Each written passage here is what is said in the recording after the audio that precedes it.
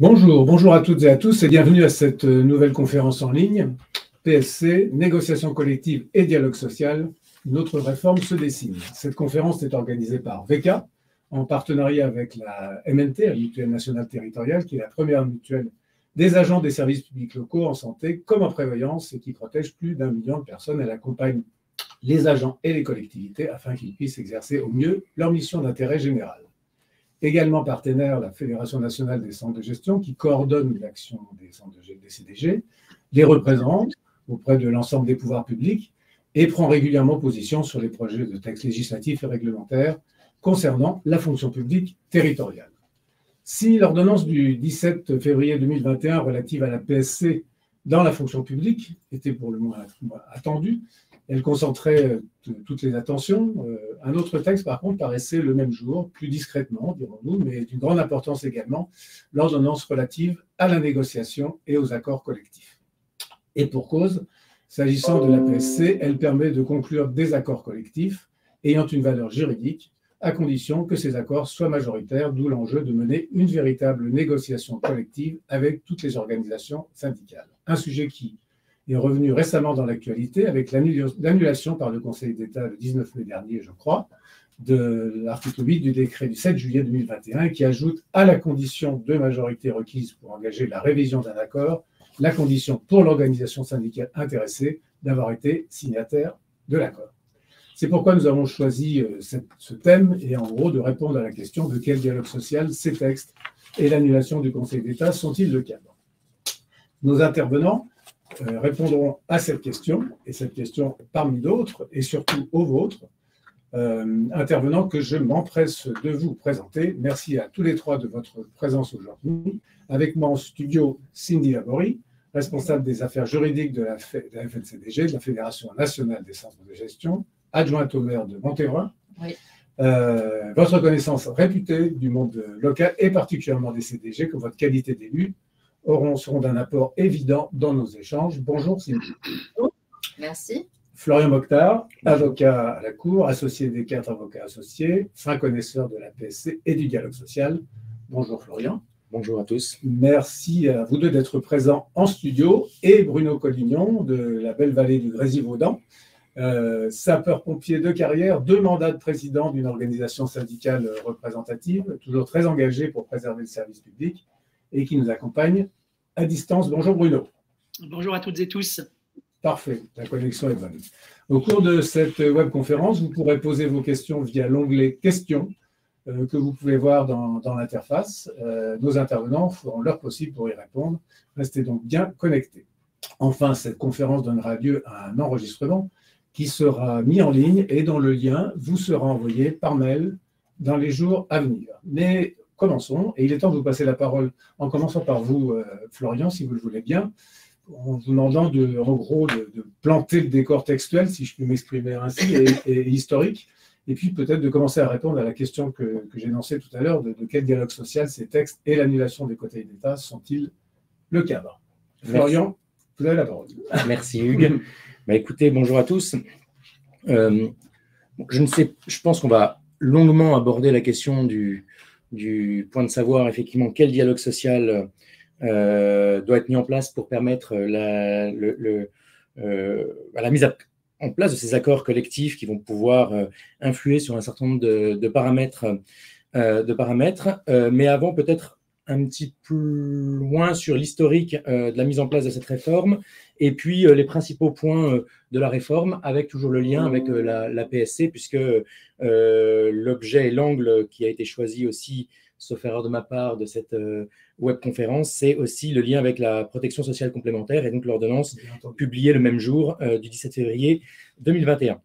Donc sur l'historique, effectivement, la négociation collective dans la fonction publique, c'est pas une habitude encore et ce sont les accords de Bercy en 2008 et la loi du 5 juillet 2010 relative à la rénovation du dialogue social qui a introduit cette méthode de travail dans la fonction publique avec un ensemble de difficultés tout de même, puisque l'un des principaux problèmes de la loi de 2010, telle qu'elle a dans le dispositif qui a été mis en place, c'est le fait que les accords qui étaient conclus n'avaient aucune valeur juridique. le Conseil d'État jugeait de toute manière classiquement, avant même l'intervention de la loi, que les agents publics sont placés dans une situation réglementaire et statutaire et ne peuvent pas être régis par un accord collectif de travail. Leur statut est fixé par la loi et par le règlement, et non par le dialogue social. Et cette position a été confirmée par le Conseil d'État après l'entrée en vigueur de la loi de 2010, puisque dans un arrêt de 2013, il avait effectivement confirmé le fait que l'accord qui avait été conclu, alors là c'était sur la filière des sapeurs-pompiers professionnels, était dépourvu de portée juridique. Donc, la vraie difficulté de ce dialogue social tel qu'il était conçu, c'est effectivement la difficulté pour l'employeur public de consentir de nouveaux droits à ses agents dans le cadre d'un accord collectif. Et finalement, c'était plus des déclarations d'intention, mais il fallait encore qu'elles soient traduites ensuite, notamment quand c'était au niveau national, traduites dans des textes réglementaires ou législatifs en fonction de la nature des dispositions en cause. Donc, je précise pour nos internautes que l'exposé de Florian le sera envoyé. Voilà, pour la prise de notes, ça facilite les choses. Et donc, je m'excuse parce que j'ai déjà noté quelques petites fautes dans le texte. Donc, par rapport à notre sujet PSC, c'était évidemment l'impossibilité pour un employeur public d'envisager la conclusion d'un contrat d'assurance de groupe à adhésion obligatoire pour offrir à ses agents une protection.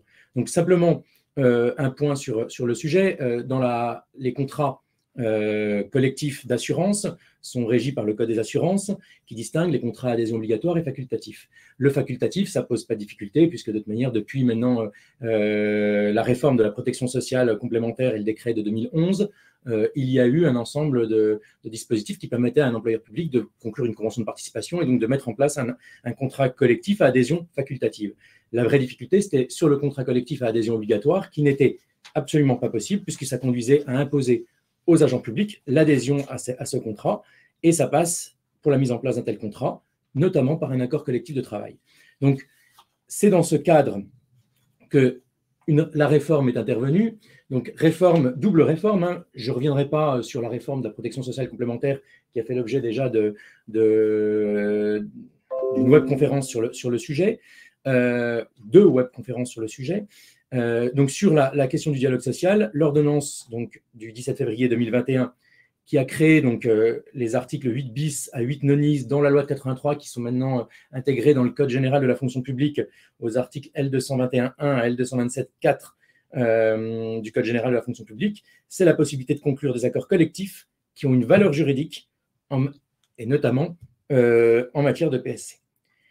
Le décret d'application de cette ordonnance, qui est le décret 2021-904 du 7 juillet 2021, qui est relatif aux modalités de négociation et à la conclusion des accords collectifs dans la fonction publique. Donc effectivement, le Conseil d'État est venu le 19 mai dernier censurer partiellement ce décret, censurer l'article 8 qui, effectivement, comme Hugues le rappelait tout à l'heure, imposait pour engager la révision d'un accord collectif qui avait été conclu, qui limitait plutôt la possibilité de réviser un accord collectif aux seules organisations syndicales qui avaient signé l'accord. Le Conseil d'État a simplement considéré que ce critère ou cette condition n'était pas prévue par la loi et que donc le pouvoir réglementaire avait ajouté une condition non prévue par la loi et par voie de conséquence l'a écartée. Ce qui veut dire qu'une organisation syndicale qui n'aurait pas été signataire aujourd'hui peut prendre l'initiative d'engager le processus de révision d'un accord et qu'il n'y a pas de conditions relatives à la signature de cet accord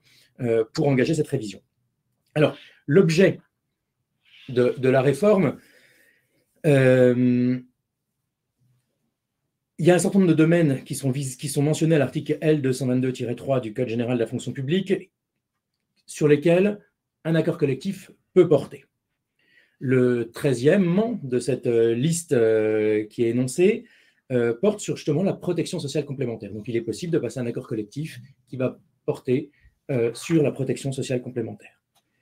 Les mêmes dispositions, enfin l'article L225.4 permet de conclure un accord sur un autre domaine que ceux qui sont listés, mais dans ce cas, l'accord ne peut comporter aucune mesure réglementaire et on retombe dans le régime un petit peu antérieur, où on est dans ce cas-là sur quelque chose qui a plus une volonté de déclaration d'intention, d'aller dans un sens, voilà, mais pas de donner une valeur juridique. Alors, l'ordonnance et donc maintenant le Code général de la fonction publique prévoit que les accords qui portent donc sur les domaines qui sont listés à l'article L222.3 peuvent comporter des dispositions qui édictent des mesures réglementaires. Donc, avec une seule limite, ça ne peut pas toucher à des mesures réglementaires, à des textes, à des dispositions réglementaires prises en décret en Conseil d'État. Surtout, sur ce point-là, pour que ça puisse avoir cet effet, il faut que participe à l'accord, à la négociation, l'auteur des mesures réglementaires en cause. Il n'est pas question au niveau d'une collectivité de modifier des dispositions réglementaires qui ont été arrêtées à un niveau ministériel. Dans ce cas-là, il faut que la négociation se fasse au niveau national. Évidemment, ces mesures réglementaires, quand elles sont modifiées, l'accord doit faire l'objet de publication dans les mêmes formes que la mesure réglementaire qui a été initialement adoptée. L'accord n'est valable et n'est valide que s'il est signé par une ou plusieurs organisations syndicales représentatives qui ont recueilli à la date de signature 50% des suffrages exprimés lors des dernières élections professionnelles. Et le texte prévoit également la possibilité, et ça c'est important au niveau des collectivités, pour l'autorité administrative de mandater une autre autorité pour mener les négociations et signer l'accord, avec un rôle également, mais je laisserai la parole sur ce point, un rôle important pour les centres de gestion. Puisque, sauf erreur, un certain nombre de collectivités pour lesquelles il n'y a pas forcément d'organisation représentative, la négociation va se faire nécessairement au niveau du centre de gestion. Et c'est la possibilité, par ces dispositions assez générales, il me semble, de mandater le centre de gestion, en toute hypothèse, pour négocier, pour engager ce dialogue social et cette négociation. Et c'est vrai que ça répond beaucoup à l'ordonnance sur la protection sociale complémentaire, qui donne également, sur lequel je ne vais pas forcément revenir, mais qui donne également un rôle important au centre de gestion dans le cadre de la mise en place de contrats de protection sociale complémentaire, puisque les collectivités peuvent effectivement mandater les centres de gestion pour conclure de tels contrats. Donc ça met le centre de gestion quand même pour les collectivités au cœur quand même des deux sujets, avec un rôle d'initiative et de proposition assez important. L'impact de la réforme sur le sujet de la protection sociale complémentaire, il est important, puisque l'ordonnance sur la protection sociale complémentaire prévoit précisément que, et c'est une nouveauté, la possibilité pour les employeurs publics de conclure des accords collectifs, des contrats d'assurance groupe à adhésion obligatoire, la possibilité par un accord collectif d'imposer à l'employeur la conclusion d'un contrat collectif, la possibilité d'imposer à l'employeur le versement d'une participation au-delà des niveaux minimums qui sont prévus, et donc d'imposer l'adhésion éventuellement obligatoire au contrat d'assurance des agents. Et ça, c'est vrai que c'est une vraie nouveauté. Et donc, cette disposition de l'ordonnance sur la PSC, sur la protection sociale complémentaire, est donc mise en œuvre grâce à l'ordonnance qui réforme le dialogue social et qui va permettre donc de passer des accords de travail, des accords collectifs de travail. Donc, l'impact de cette réforme, un accord collectif va pouvoir conduire l'employeur public à devoir conclure un contrat d'assurance collectif à adhésion obligatoire pour le risque santé et ou prévoyance. Donc là, il y a une grande liberté qui reste. C'est une nouveauté importante en droit de la fonction publique, parce que ça n'existait pas. Et effectivement, ça va permettre de faire bénéficier les agents publics d'un régime qui se rapproche de plus en plus de celui dont bénéficient les agents du privé, sachant que depuis l'accord national interprofessionnel, maintenant, les salariés, les employeurs privés doivent proposer aux salariés une couverture de protection sociale complémentaire. Donc là, il n'y a pas encore d'obligation, mais il y a la possibilité pour l'employeur public de le faire et de le rendre obligatoire, ce qui fait une couverture beaucoup plus large. Et donc, c'est le fait également, ce rôle du centre de gestion et des centres de gestion qui va être important, car il peut mener à la fois la négociation et conclure le contrat collectif d'assurance. Mais la réforme pose un ensemble de questions. Première question qui me paraît importante, c'est il y aura une différence nécessairement de régime selon que le contrat, et là je parle en protection sociale complémentaire, selon que le contrat est adhésion obligatoire ou pas. puisque, et ça c'est jugé par la Cour de justice de l'Union européenne sur un dispositif similaire qui existe en Allemagne, où la Cour de justice a considéré qu'à partir du moment où, en concluant le contrat, l'employeur public répond à une obligation qui est la sienne, à savoir ici de proposer des garanties santé ou prévoyance, le contrat tombe dans le droit de la commande publique et devient un marché public. Et donc, potentiellement, il peut y avoir une dualité de régime, donc c'est un problème purement juridique, mais il peut y avoir une dualité de régime selon que le contrat est collectif ou pas. Et donc, comme on peut voir que l'employeur peut aussi faire des choix en santé et en prévoyance qui sont différents, ça fait des procédures qui peuvent être différentes et un régime qui peut être différent. Il y a également une différence de régime donc juridique, fiscal et social, puisque dès lors qu'un contrat collectif à adhésion obligatoire fait bénéficier l'employeur d'un certain nombre d'exonérations et le salarié d'exonérations de cotisations. Et donc, la nature du contrat fait donc évoluer aussi ce régime. Et donc, on a encore une dualité de régime.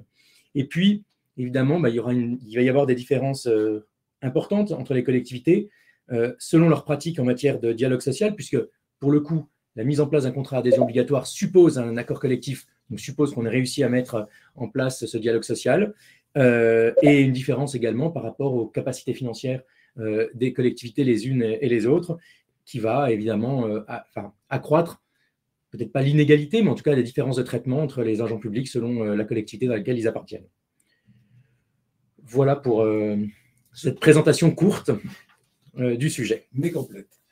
Merci beaucoup, Florian. Alors, beaucoup de questions qui nous sont posées. Avant de les poser à nos intervenants, nous, on va vous poser une question. C'est un petit peu la règle de ce genre d'émission que vous pouvez lire sur votre écran. De votre point de vue, existe-t-il une véritable négociation collective avec toutes les organisations syndicales dans votre structure? C'est une question simple. Vous répondez par oui ou par non, ce qui nous permettra éventuellement de demander à nos intervenants de commenter vos réponses. Donc, beaucoup de questions qui sont posées, notamment dans votre dernier slide. Je vais me tourner vers Cindy et Bruno. Florian évoquait l'évolution de la place de la négociation dans la fonction publique, l'évolution du dialogue social avec une sorte de rapprochement du privé, ou en tout cas une décentralisation de la négociation. S'ajoute à ça, pour illustrer la première question, dans toutes les nombreuses questions qui m'arrivent sur l'écran, une question fondamentale qui peut compléter cette question large déjà que je vous pose, Cindy, qui est la suivante. Avant de savoir quel dialogue social, il faudrait se poser la question de la notion de dialogue social. Est-ce qu'elle est bien comprise en France? La loi de 2019 prévoyait de négocier et on ne négocie pas. Pourquoi? Cette question, effectivement, elle pourra faire l'objet d'une partie de votre réponse et puis ce sera intéressant de la poser évidemment à Bruno. Cindy, vous avez la parole. Oui, merci, bonjour. Donc, je compléterai un petit peu les propos de M. Mokhtar également pour revenir un peu sur la genèse de cette ordonnance du 17 ordonnance du 17 février 2021, qui, ne l'oublions pas, s'inscrivent dans le cadre de la réforme de la transformation de la fonction publique. Et l'étude d'impact du projet de loi, donc dès février 2019, pointait qu'aujourd'hui, le dialogue social dans la fonction publique se limitait à la consultation des instances paritaires, que ce soit au niveau national ou local. Et le législateur, on le sait, Florian Mokhtar évoquait tout à l'heure les accords de 2008, tend à rapprocher les deux secteurs, public et privé, par le biais du dialogue social de plus en plus, dès la loi de 2010, avec la création des CHSCT, et puis également en matière de santé sécurité au travail, on l'a vu avec l'accord RPS de 2013. Il apparaissait dans le rapport, je vais faire référence au rapport notamment d'avril 2020, qui a précédé également la rédaction de cette ordonnance.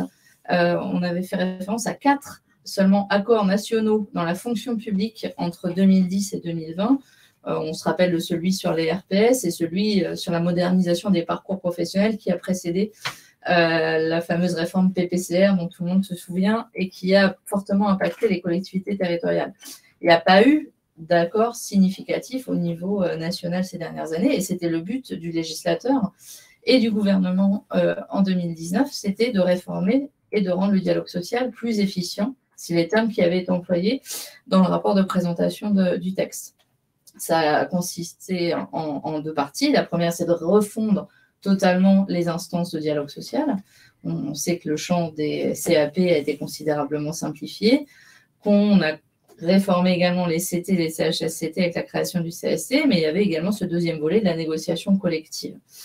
La négociation collective, nous on a des chiffres au niveau de la fédération, hein, dans les collectivités territoriales, il y a eu une évolution concrète, hein, c'est la mise en œuvre des 1607 heures. On a des accords qui ont été de plus en plus conclus de fait de cette obligation de passer aux 1607 heures, elle est également prévue par la loi du 6 août 2019.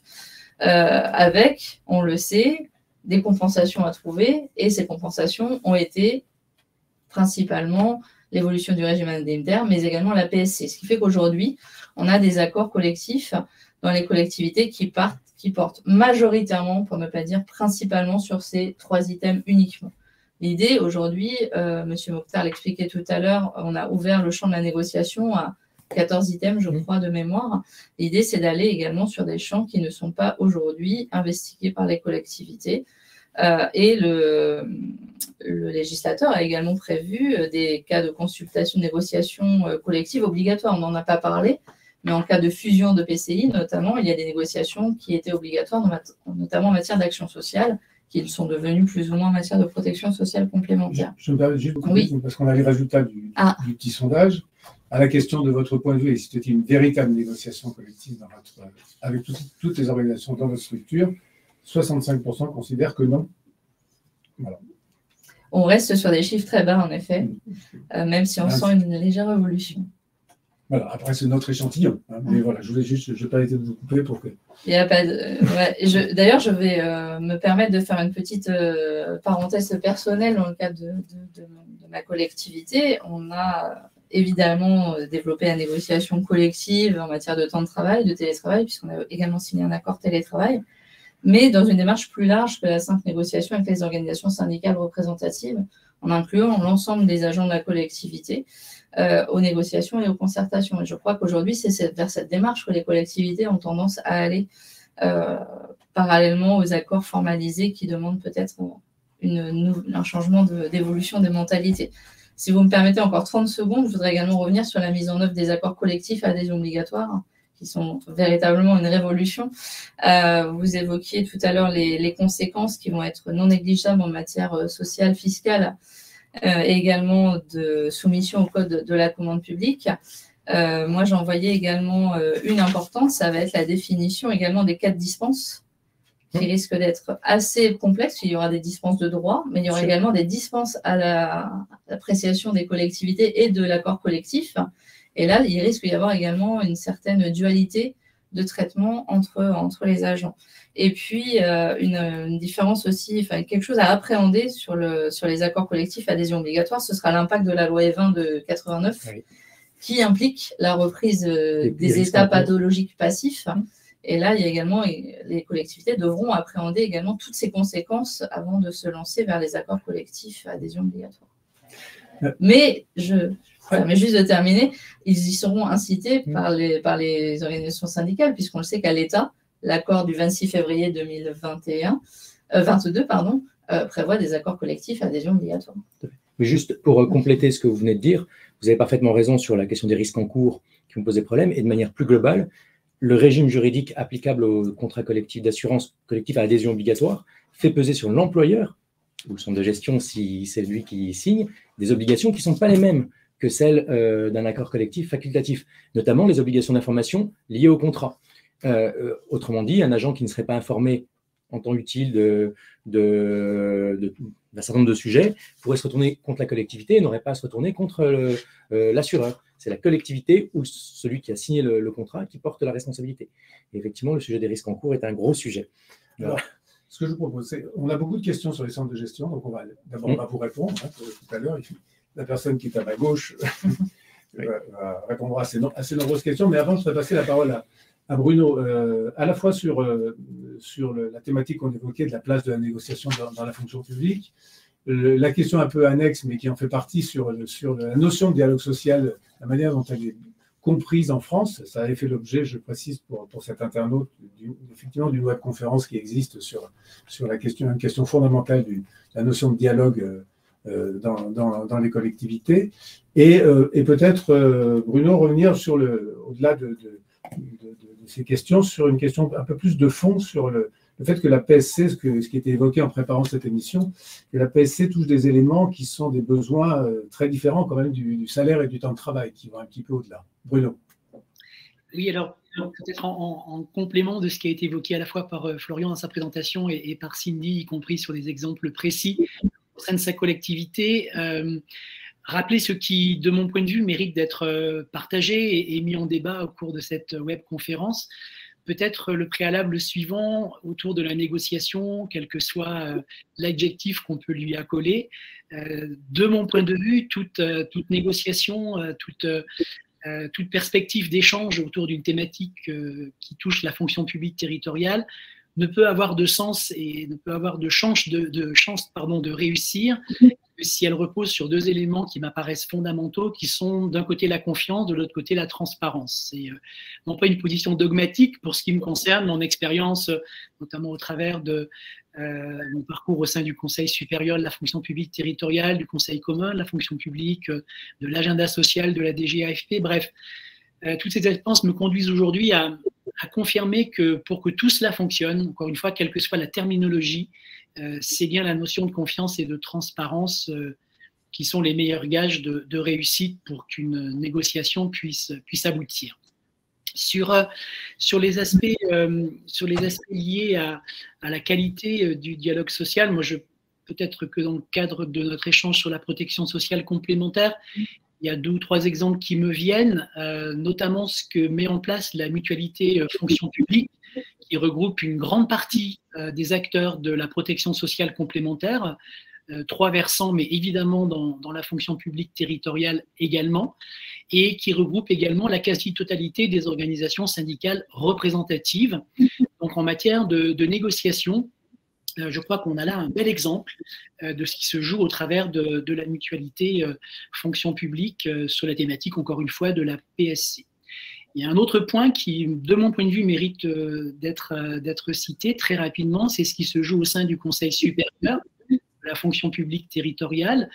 En prenant par exemple un rapport en autosaisine qui date de 2017, et qui traitait justement déjà des premières conséquences des dispositions de 2011 sur la mise en place des nouvelles règles au sein de la fonction publique territoriale s'agissant de la protection sociale complémentaire. Donc là encore, on a un bel exemple finalement de ce qui peut se jouer en matière de négociation entre, d'une part, l'ensemble des organisations syndicales représentatives au sein de la territoriale, et d'autre part, le collège des employeurs territoriaux, dont certains, par ailleurs, sont impliqués au niveau de la coordination des employeurs territoriaux voulue et mise en place par Philippe Laurent. Donc, je pense qu'on ne manque pas d'exemples concrets qui démontrent que lorsqu'il y a une volonté partagée, en fait, le dialogue social, la négociation a tout son sens et peut aboutir de manière satisfaisante à des accords qui sont finalement partagés dans l'intérêt à la fois des employeurs et des représentantes des personnels. Un tout petit point sur ce qu'évoquait Cindy, on sent bien qu'effectivement de plus en plus de collectivités, quelle que soit leur taille, s'inscrivent dans une volonté de laisser la parole aux agents et aux agentes en dehors du cadre un peu formel des instances de dialogue social. Moi, il m'apparaît que cette piste-là peut être effectivement intéressante. N'oublions jamais, malgré tout, que la légitimité pour pouvoir négocier et pour pouvoir s'engager sur une négociation, cette légitimité, elle ne peut, à mon sens, que s'appuyer sur celle tirée des urnes et donc des élections professionnelles. Et si nous avons des instances représentatives qui portent bien leur nom et des organisations syndicales qui sont donc légitimes à un moment donné pour apporter leur regard et leurs arguments sur telle ou telle négociation, ça me semble non pas être exclusif de la parole recueillie auprès des agentes et des agents, mais il me semble que vraiment ces organisations représentatives doivent rester le socle, le pilier de ces négociations. Et enfin, pour répondre à la question concernant peut-être la place un peu particulière de la négociation autour de la protection sociale complémentaire, que ce soit sur le versant santé que sur le versant prévoyance, il me semble intéressant peut-être de partager cet après-midi cette notion fondamentale qui veut que la PSC quand même touche effectivement à un point essentiel que ne touche pas par exemple l'action sociale, d'autres négociations. On a parlé du temps de travail, on a parlé de l'organisation même du travail dans les collectivités ou autres sujets. La protection sociale complémentaire, elle touche à une donnée essentielle qui relève de la santé publique. Et il me semble que ça nous oblige collectivement, que ce soit les employeurs, via également les centres de gestion et les représentants et représentantes des personnels avec le secteur de la mutualité française, d'être hyper exigeants sur cette thématique. Parce qu'encore une fois, derrière, il y a des enjeux de santé et de précarité pour ce qui concerne la prévoyance. Voilà, je crois que c'est une évolution de la société avec la baisse inéluctable, certes décevante, mais inéluctable de ce que prévoit le régime obligatoire en matière de sécurité sociale. Donc la complémentaire santé essaye de jouer ce rôle de complément par rapport à la couverture santé. Et du coup, il me semble que ça en fait vraiment, dans les enjeux de négociation, un enjeu de négociation qui est vraiment très, très particulier. Alors, je voudrais surtout, le temps passe terriblement vite et une webconférence est une sorte d'exercice de frustration pour tout le monde et même pour ceux qui assistent. Alors, je voudrais recentrer vraiment les questions sur la thématique qu'on a choisie.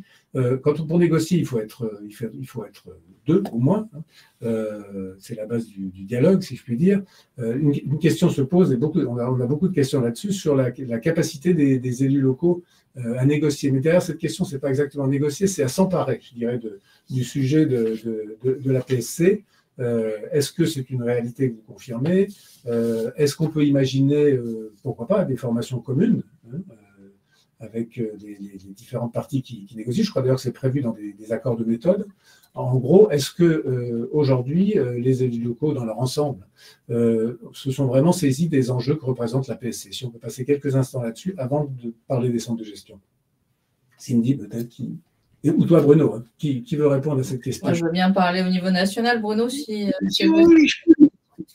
Bruno en parlait tout à l'heure, l'institutionnalisation de la coordination des employeurs territoriaux depuis septembre 2018 fait que les élus locaux, en tout cas leurs représentants nationaux, se sont emparés de cette idée de négociation et en tout cas de cette volonté, puisque c'est dans la charte même de la création de cette instance qui dit, je vais vous citer deux phrases, l'ensemble des élus locaux ne doivent pas seulement être informés sur toutes les questions de fonction publique, mais également être véritablement partie prenante des concertations et négociations relatives aux évolutions de la fonction publique territoriale et aux moyens de son pilotage.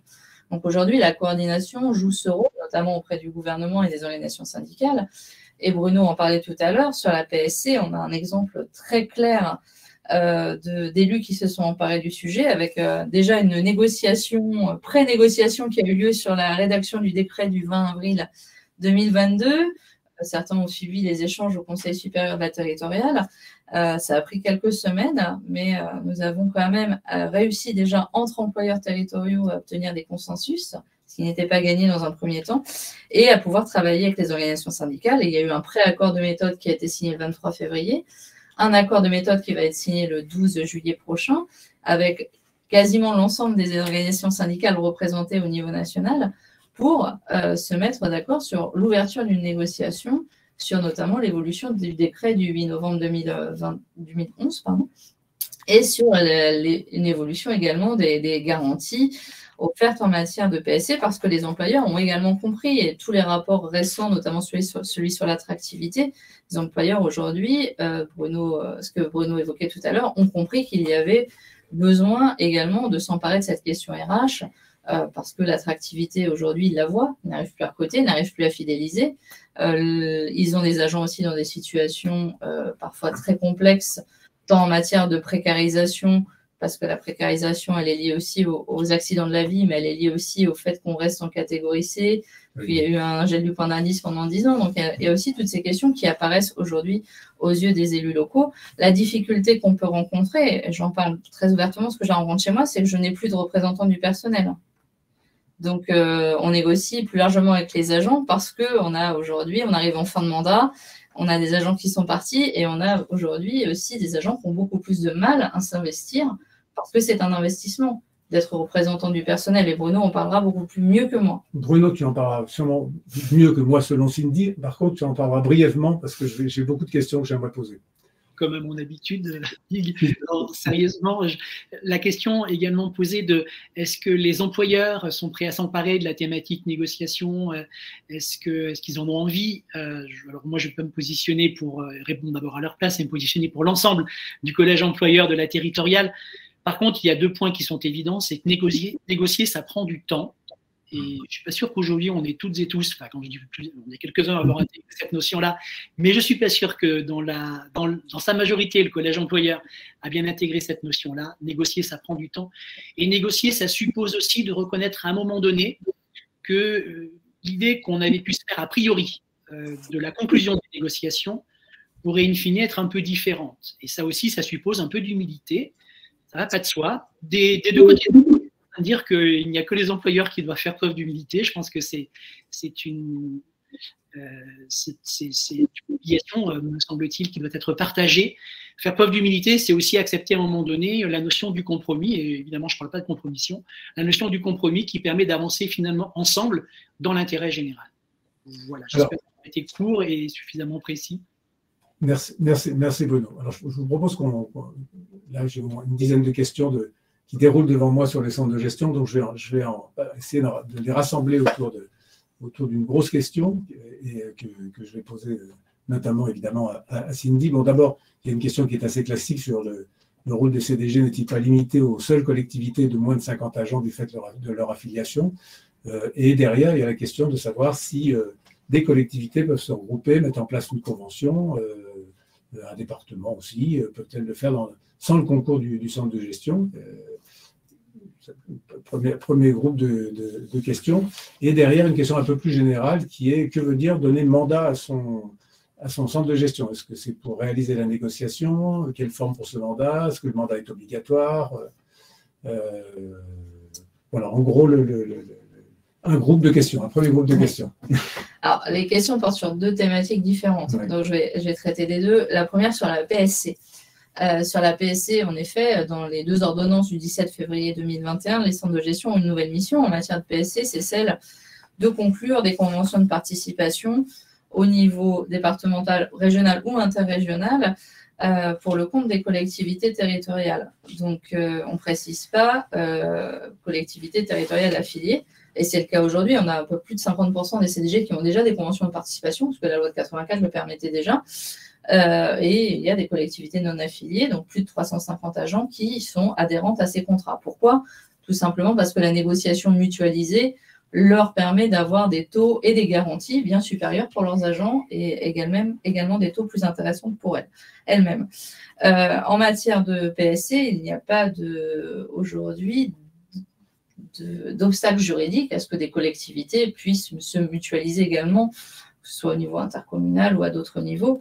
Après, voilà, l'intérêt de passer par le centre de gestion, je vous le disais, c'est principalement déjà de s'éviter toute la démarche juridique qui est un peu complexe à mettre en place et surtout d'avoir des taux et des garanties intéressantes.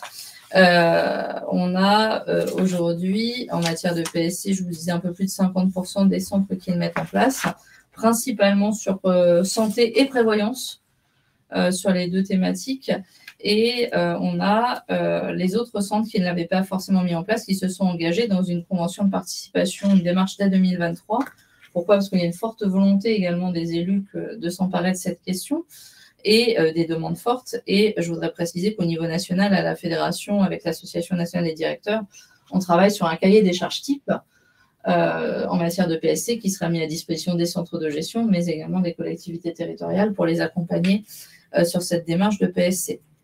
Sur la négociation collective, l'autre ordonnance a également donné une compétence au centre de gestion, mais cette fois-ci pour les collectivités qui n'ont pas leur propre CST, donc les collectivités de moins de 50 agents. Donc on a cette dichotomie à mettre en parallèle. D'un côté, le CDG est compétent pour les collectivités de moins de 50, pour l'autre, il est compétent pour l'ensemble des collectivités de son département. Voilà, donc les centres de gestion ont l'habitude de jouer également le rôle de tiers de confiance. Donc, les accords qu'ils pourront être amenés à négocier au niveau de leur CSC pourront être proposés plus largement aux collectivités. Et c'est déjà le cas en matière de télétravail notamment. Il y a des accords qui ont été signés au niveau du CDG de la Haute-Savoie ou de la Seine-Maritime qui sont à la disposition des collectivités. Ça constitue une forme de modèle pour les collectivités qui ont plus de 50 agents. Donner mandat, c'est délibérer pour donner mandat au centre de gestion pour engager une démarche négociée avec les organisations syndicales qui sont, je vous le rappelle, au sein du centre de gestion. Je peux ajouter peut-être juste qu'effectivement, je pense que le temps… Je n'ai pas compris que vous aviez terminé. Mais dans les deux ordonnances, c'est vrai que la notion de mandat est importante, et dans l'ordonnance négociation, c'est ce que Mme Laborie vient de rappeler, il y a effectivement le rôle, en gros, imposé au centre de gestion pour les collectivités de moins de 50 agents, si on lui fait la demande. Et puis, il y a le rôle, puisque la loi prévoit la possibilité pour tout employeur d'autoriser une autre autorité administrative. Donc, c'est suffisamment large pour permettre de donner mandat à n'importe qui. Il faut que ce soit une autorité administrative pour conduire les négociations et conclure l'accord. Alors, il y a un certain nombre de conditions, notamment le fait qu'il faut le refaire valider avant par l'autorité, notamment pour la conclusion, et aussi quand ça relève de la compétence d'une assemblée délibérante. Mais il y a vraiment une possibilité de mandater, comme ça, une collectivité peut mandater un tiers, autorité administrative, pour conclure et pour négocier et conclure l'accord. Si je peux citer, pardon, excusez-moi, si je peux citer deux exemples pour lesquels les CDG ont été mandatés cette année.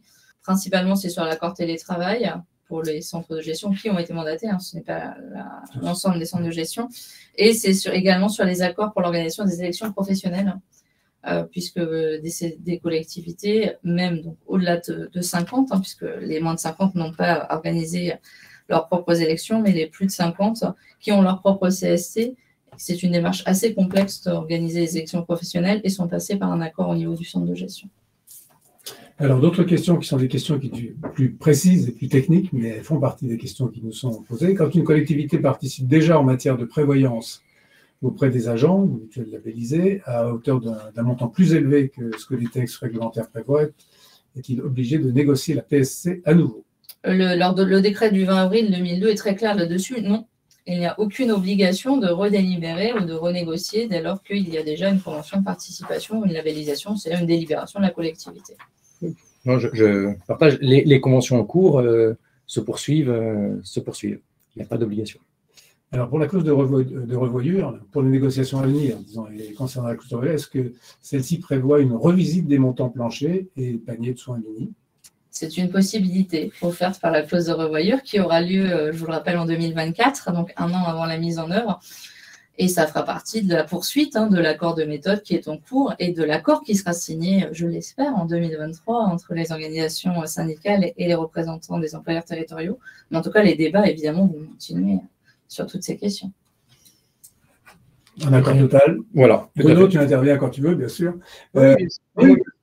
Pour le risque de prévoyance, un accord collectif doit-il intégrer la reprise du passé, c'est-à-dire l'indemnisation des agents déjà en arrêt de travail à compter de la date d'effet du contrat collectif?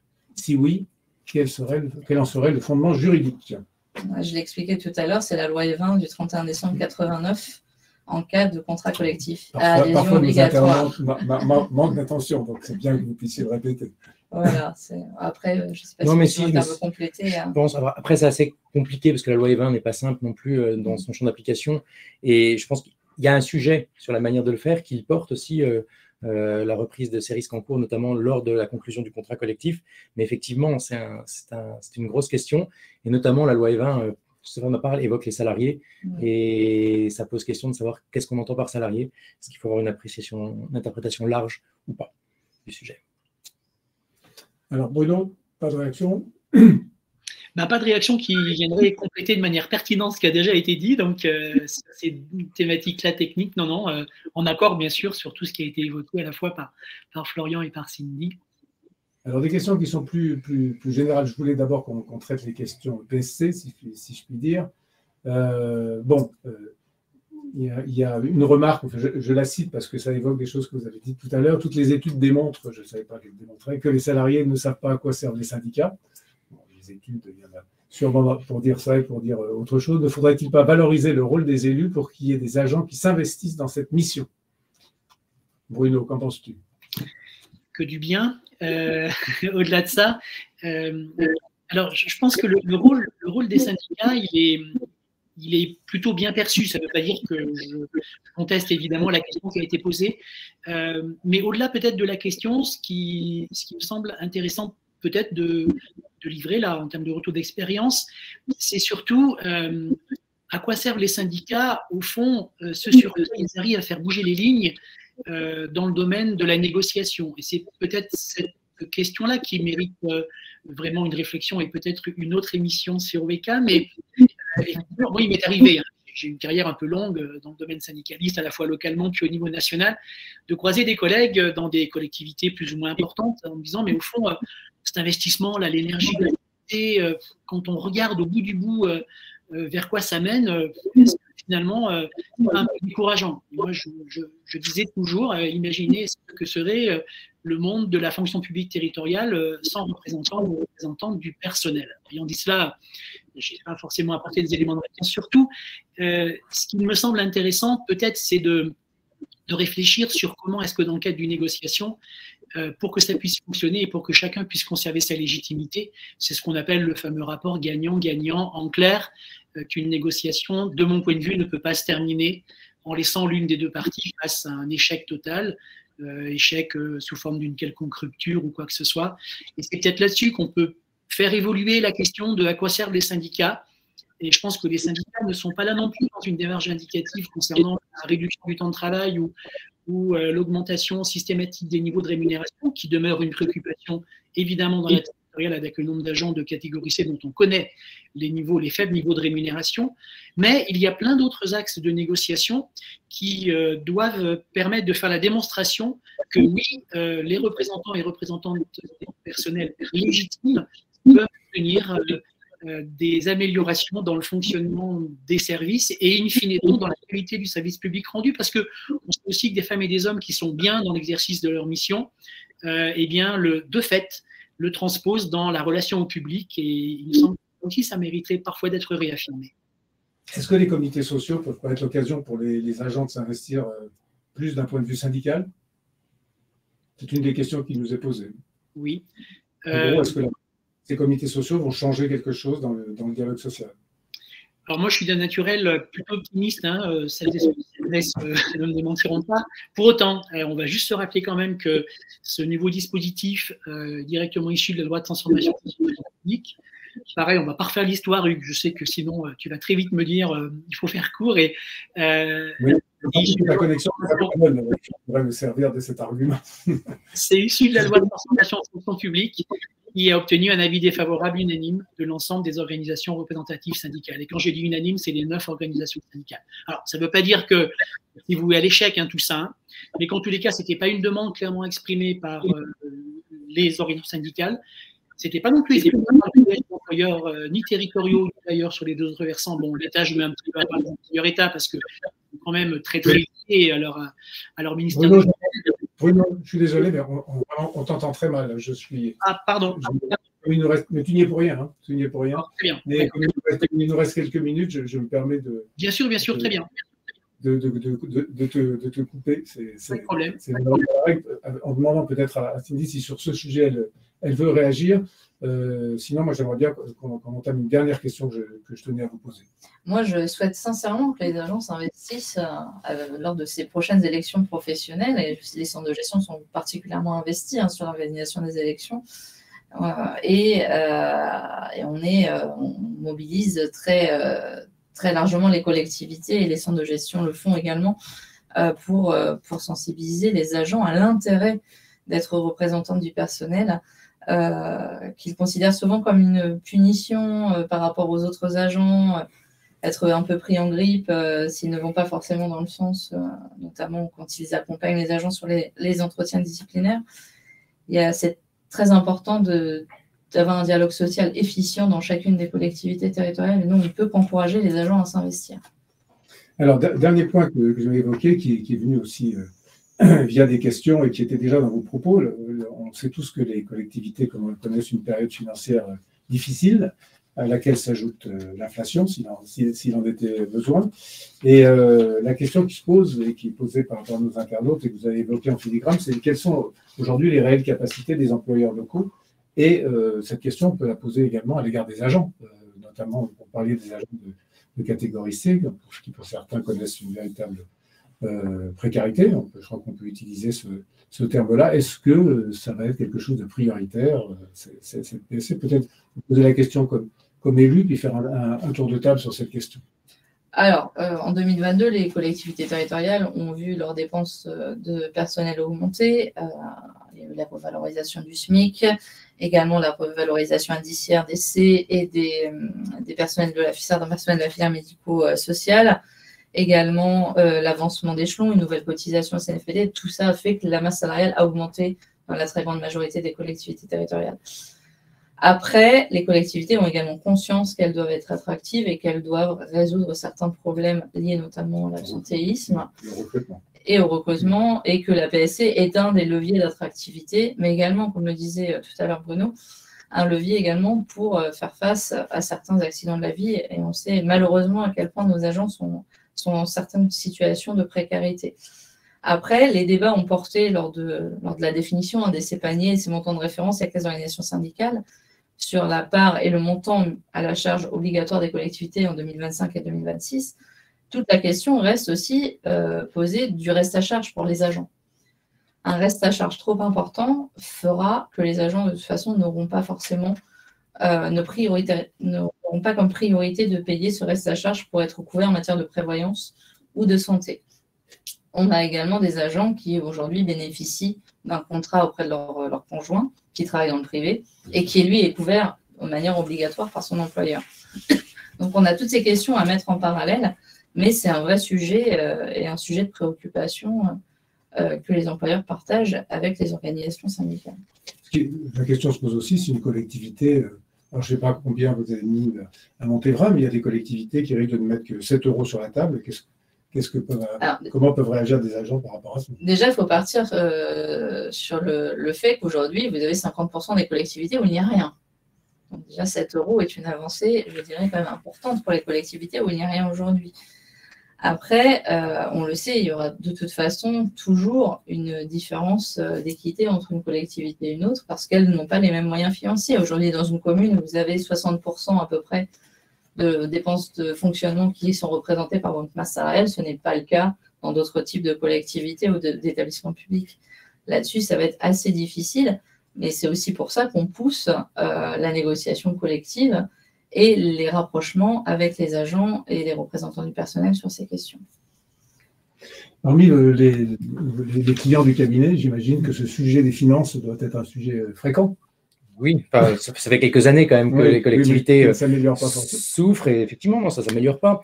Ça s'améliore d'autant moins que, effectivement, entre la crise du Covid et puis aujourd'hui la situation internationale, le gouvernement, l'État a demandé quand même beaucoup d'efforts, je pense, aux collectivités, que ce soit pour soutenir les entreprises, pour payer rapidement les entreprises, pour aujourd'hui passer des avenants facilement sur un certain nombre de contrats pour absorber les hausses de matières premières, etc.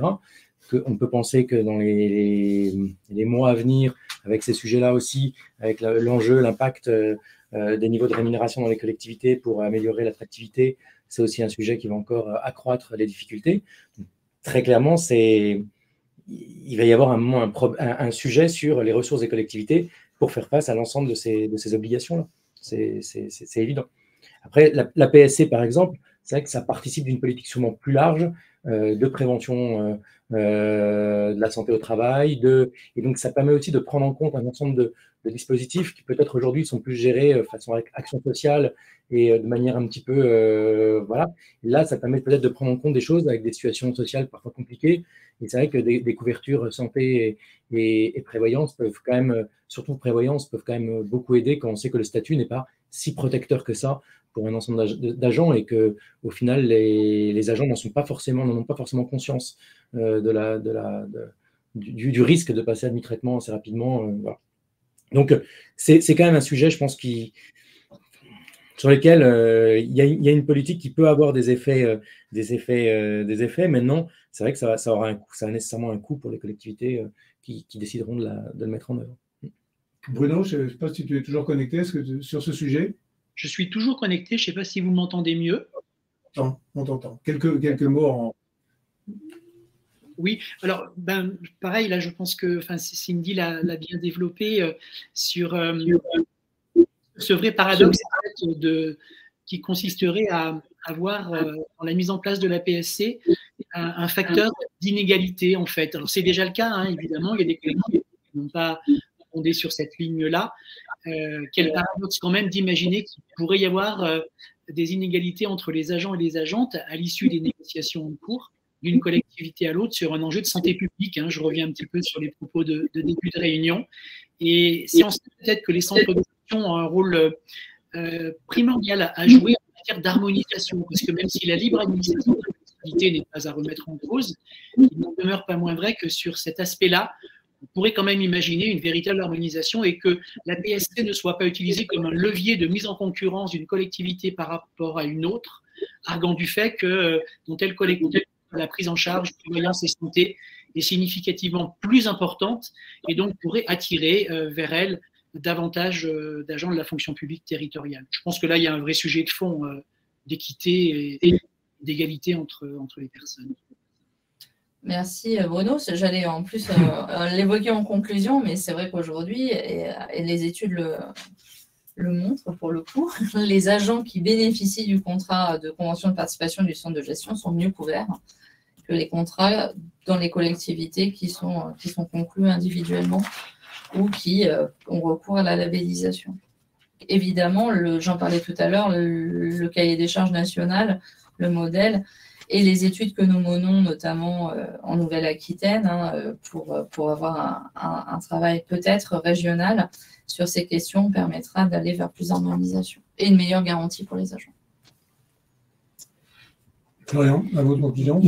Non, pas grand-chose à ajouter. Après, c'est des sujets sur lesquels je pense qu'il y a beaucoup de choses encore à construire, et notamment parce que Mme Le Bory évoquait tout à l'heure sur la nécessité de réformer aussi le décret de 2011 qui organise ces questions-là. Donc voilà, il y a beaucoup de questions et de sujets qui vont arriver encore dans les semaines, dans les mois qui viennent. Alors, il y a beaucoup de questions auxquelles on n'a pas répondu, beaucoup sur les centres de gestion que je m'empresserai de transmettre à Cindy.